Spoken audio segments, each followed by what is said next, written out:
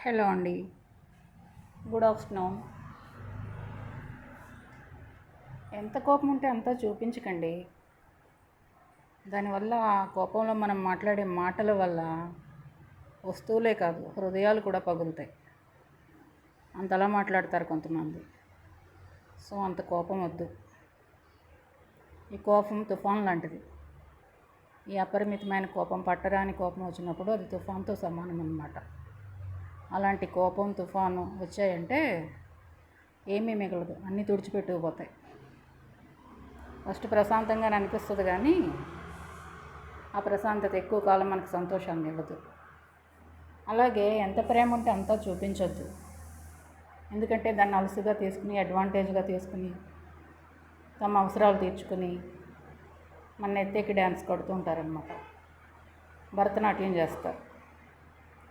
అలాగే ఎంత జాలి ఉంటే అంతా చూపించకూడదు. మనం జాలి చూపించే కొద్దీ ఎక్కడ లేని అవసరాలు పుట్టుకొస్తూ ఉంటాయన్నమాట జనాలకి. ఉండొచ్చు, మనలో మంచి క్వాలిటీస్ ఉండొచ్చు. పువ్వులకి సువాసన ఎలాగో మనిషికి మంచి క్వాలిటీస్ అలాంటివి. కానీ ఎంతవరకు చూపించాలో అంతవరకే చూపించాలి. మోతాదు మించి చూపిస్తే మనకే కష్టం.